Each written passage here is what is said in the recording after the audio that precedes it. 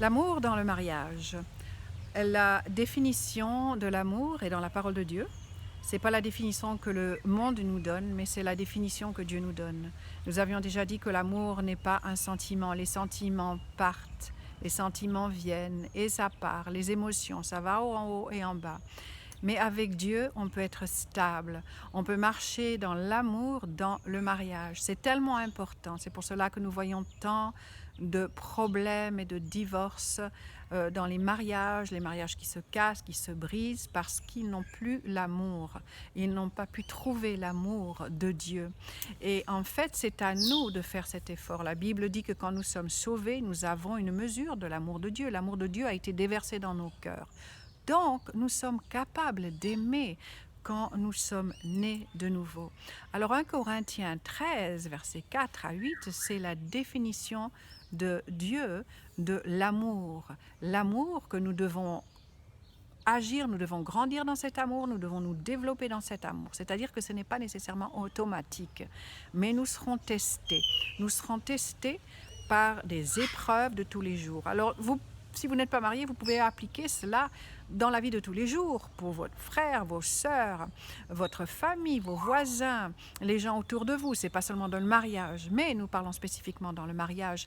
Parce qu'en fait, les gens qui vivent ensemble, les gens qui sont ensemble, comme les familles, c'est pour ça qu'il y a tant de problèmes, parce qu'ils commencent à voir les défauts l'un de l'autre. On commence à se familiariser, à être trop familiers les uns aux autres. Et ce n'est pas bon. Alors, la Bible dit, l'amour est patient. L'amour est plein de bonté. Nous avons parlé de ça déjà. L'amour n'est point envieux. L'amour ne se vante pas. L'amour ne s'enfle point d'orgueil. Quelqu'un qui est orgueilleux, c'est quelqu'un qui n'est pas parfait dans l'amour de Dieu. Est-ce que nous sommes tentés parfois d'être orgueilleux? Oui, mais nous ne devons pas marcher dans cet endroit. Nous ne devons pas nous donner à l'orgueil. Quelqu'un qui est orgueilleux, c'est quelqu'un qui pense qu'il est le meilleur et qui pense qu'il peut tout faire et que les autres ne savent rien. Ça lui monte à la tête. Mais nous ne devons pas marcher dans cet orgueil. Nous ne devons pas nous donner à cela. Parce que ces sentiments vont essayer de venir, oui, même dans les mariages, ces sentiments vont essayer de venir, mais c'est à nous de résister ces sentiments. Il ne faut pas nous donner à cet orgueil. Il ne faut pas penser avoir la grosse tête en pensant que voilà, je suis le meilleur, je suis la meilleure, il n'y a personne comme moi. Il ne faut pas se vanter, il ne faut pas s'enfler d'orgueil, parce que ça, ce n'est pas l'amour de Dieu. Alors, vous serez tentés, nous serons tentés d'avoir ces pensées qui viennent. Nous serons tentés, mais il ne faut pas se donner à ça. Il ne faut pas se donner à ces pensées qui sont contraires à l'amour de Dieu. Donc c'est pour cela qu'il faut lire ce passage tous les jours. Mettez votre nom à la place de l'amour, c'est-à-dire Liliane est patiente, Liliane ne fait rien de malhonnête, Liliane ne se vante pas, Liliane n'est pas orgueilleuse. Donc faites cela, dites cela tous les jours. Pourquoi? Parce que vous devez renouveler vos pensées avec ce passage. Vous devez vous renouveler vos pensées avec l'amour de Dieu. Pourquoi les pensées? Parce que dans les pensées, c'est l'âme, il y a les émotions.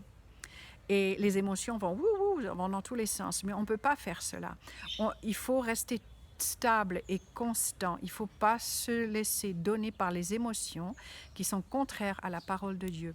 C'est pour ça que l'amour n'est pas orgueilleux. L'amour ne s'enfle point d'orgueil, donc s'enfle, c'est la grosse tête, s'enfle d'orgueil. On ne peut pas se laisser enfler par l'orgueil qui risque de venir. Peut-être vous n'êtes pas orgueilleux maintenant ou orgueilleuse maintenant, mais peut-être ça risque de venir, il faut résister ça. Il faut résister. On sera tous tentés à des choses comme ça. L'amour ne fait rien de malhonnête. On est honnête. On ne ment pas. On est honnête. On dit toujours la vérité. L'amour dit la vérité, l'amour parle la vérité. L'amour est honnête, l'amour ne fait rien de malhonnête. On est ouvert, on est franc, on fait tout pour être transparent, pour montrer la vérité. Nous ne cachons pas. Parce que quand on n'est pas honnête, qu'est-ce que c'est dans ce mot malhonnête? C'est le vol. C'est cacher les choses. On ne peut pas faire ça.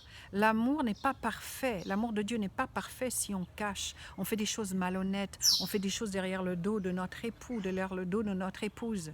Maintenant, je me rappelle, il y a ma grand-mère qui me disait autrefois, tu n'as pas besoin de tout dire à ton mari. Est-ce que ça, c'est honnête ou malhonnête? Bon, je comprends ce qu'elle voulait dire. Je comprenais son cœur. Mais en fait, quand on est dans le Seigneur, il ne faut pas se donner à cela. Pourquoi? Parce qu'en fait, c'est pas ouvert. Et alors après, qu'est-ce qui se passe? On commence à cacher des choses. Il ne faut pas cacher. Il faut être ouvert, un livre ouvert. Il faut être franc. Marcher dans la patience. Toujours croire le meilleur, pas s'enfler de la tête, de l'orgueil, mais être honnête. Alors l'amour de Dieu ne fait rien de malhonnête. Ne faites rien de malhonnête. Jugez-vous vous-même. Voyez, est-ce que ça c'est malhonnête? Alors, demandez pardon si vous avez fait cela. Demandez pardon. Et puis voyez comment faire, comment ranger cela. Soyez ouverts. Et l'amour ne cherche point son intérêt. Ah ah! L'amour de Dieu ne cherche point son intérêt. Parce que tu as l'amour de Dieu en toi, tu ne vas pas commencer à chercher ton intérêt. Alors, dans cela, j'entends manipulation. J'entends contrôle. On n'est pas là pour manipuler l'autre. On n'est pas là pour chercher son intérêt. Ah, si je fais ça, elle va faire ça. Ou si je lui fais ça, il va faire cela pour moi. On n'est pas là pour chercher son intérêt. On est là toujours pour penser à l'autre en premier. L'amour de Dieu n'est pas là pour chercher son intérêt. Alors dans la vie de tous les jours, ne cherche pas ton intérêt, ne te place pas en premier, mais mets toujours l'autre en premier. Mets toujours l'autre en faveur. Comment on dit ça? Oui, cherchez son intérêt. Cherchez l'intérêt pour quelqu'un d'autre, pas pour vous-même. Placez l'autre en premier, pas vous-même. Amen. Alors, ça c'est l'amour de Dieu. Ne cherche point son intérêt. Mais toujours mets l'autre en avant. Nous parlons dans le mariage. Amen. Alors, l'amour ne s'irrite point. Ça vous arrive de vous irriter? Eh bien, si vous vous irritez, c'est que vous n'êtes pas parfait dans l'amour de Dieu. Peut-être vous ne faites rien de malhonnête, vous êtes très ouvert, vous êtes franc, vous ne mentez pas, vous ne vous enflez pas d'orgueil, mais vous deviez travailler dans le fait de ne pas vous irriter. Vous savez, moi je me rappelle, au début je ne m'irritais pas, je n'étais pas quelqu'un qui m'irritait. Mais avec le temps, avec la fatigue, avec les 5 enfants que j'avais, je commençais à m'irriter pour rien. Et j'ai vu cela. Alors qu'est-ce que j'ai fait? J'ai commencé à me corriger. Est-ce que c'est facile? Non, c'est pas facile. Parce qu'une fois qu'on ouvre la porte au fait de s'irriter ou de s'énerver, eh bien il faut la fermer cette porte. Il faut fermer cette porte parce que déjà une chose, ça nous affecte physiquement. Ça affecte le foyer, ça affecte la maison, ça affecte le couple. Mais aussi, ça affecte tout. Ça t'affecte aussi physiquement. Et tu ne veux pas. Reste calme. C'est comme un tuyau qui est plein de... où l'eau passe et commence à avoir tous ces grains de sable. L'irritation, l'orgueil, tout ça, c'est des grains de sable dans le tuyau où l'eau ne peut pas passer. Eh bien, commence à enlever tout ça. C'est-à-dire que quand l'occasion vient pour que tu t'irrites, tu vas résister cela. Tu ne vas pas t'irriter. Parce que l'amour de Dieu ne s'irrite pas. L'amour de Dieu reste calme. L'amour de Dieu fait attention, est patient en fait, mais ne s'irrite pas. Fais attention, tu seras tenté à t'irriter, mais ne te donne pas à cela. Parle différemment. Et tu verras comme dans le couple, les choses iront mieux. L'amour de Dieu est patient et ne s'irrite pas. Pense à cela, je ne m'irrite pas. Dis cela, je ne m'irrite pas. Je ne suis pas quelqu'un qui m'irrite facilement.